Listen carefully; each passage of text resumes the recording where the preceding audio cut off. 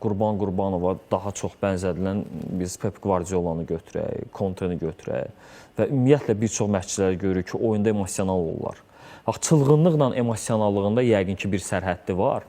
Amma məşqçilər görür ki, hərəkətli olurlar. Məsələn, Simeon özü də baxırsan, hər zaman hansısa o hərəkətləri eləyirlər. Mənə elə gəlir ki, Qurban Qurbanov dünya futbolunu çox yaxından izlədiyi üçün bunu bir tendensiya kimi də istifadə edir.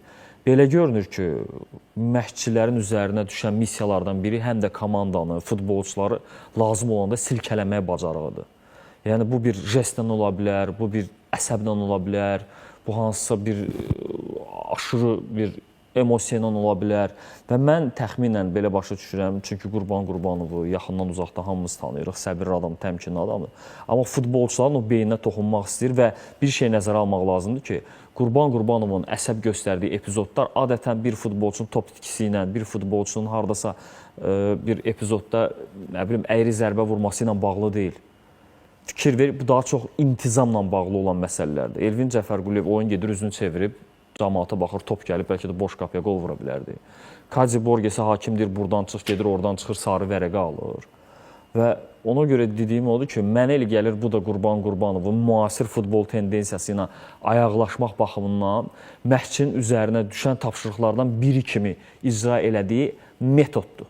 Mən belə başa düşürəm. Bəlkə də yanılıram, o da ola bilər. Amma məşqçilər zaman komandanı silkələməlidir. Məşqçilər zaman futbolçuları o yuxudan oyatmalıdır. Müasir futbol həm də bunu tələb eləyir. O, əvvəlki dövrlərdə daha çox o cür məşqçilər vardı ki, çox sakit dayanırdılar, ümumiyyətlə oyun boyu çox az danışırdılar. Məsələn, Labanovski otururdu, yellənirdi, həmişə yadındadır öz ehtiyat oyuncular skamyasındakı yerində. Heç demək olar ki, çox az hallarda çıxıb nəsə deyirdi. Düzdür, onu mən daha çox yaşlı vaxtlarını müşahidə eləmişəm. Amma demək istədiyim odur ki, bəlkə də bu bir onun doğal halıdır türklər demişkən. Bəlkə də həqiqətən də əsəblərinə artıq toxunmağa başlayıb bəzi şeylər. Amma ola bilər ki, bir ehtimal da var ki, bu müasir futbol məşqçiliyi tendensiyasıdır.